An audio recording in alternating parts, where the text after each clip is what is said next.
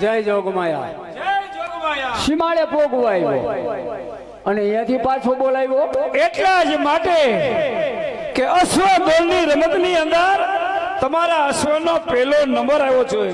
ઇનામના અધિકાર તમે છો. પણ નાગાજન, મારે તમારી પાસે એક વચન માંગવું છે. વચન? હા, તમે તો 900 પાદરના ધણી છો, હું તો તમારો માગણ છું.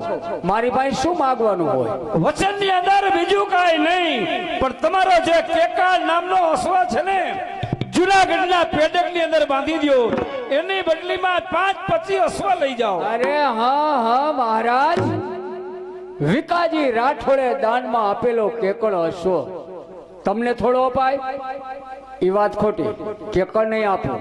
તો પછી કવિરાજ, આ ભર કચેરીની અંદર મારું અપમાન થાય છે. મને ખબર છે મારા શબ્દ તમને અપમાનજનક લાગશે, પણ મિત્ર દાવે માથું જોતું તો લઈ લ્યો, કેકળ નહીં.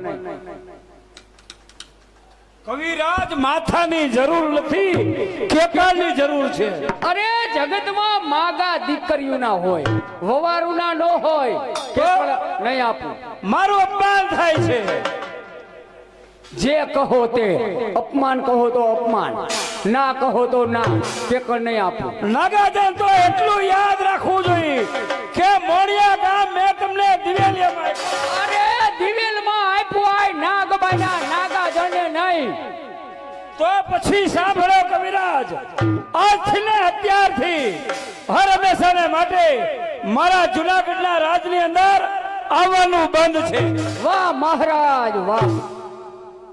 કેકણ અશ્વ આપ્યો તો બાજુમાં આસન મળે, મિત્રતા જાળવે. પણ કેકળની ના પાડી એટલે જુનાગઢની હદપાર. હા, હદપાર. કાંઈ વાંધો નહીં મહારાજ. જામનગરની કચેરીમાં જસ્સા બારોટને જાકારો દીધો તો જામ સાહેબે, અને તેથી જસ્સા બારોટે જામ સાહેબને કહી દીધું હતું કે સાંભળી લે જામ સાહેબ, જસો નો માગે જામ કો એસી માગણ કી ટેક. તારે માગણ બોત તો મારે ભૂપ અને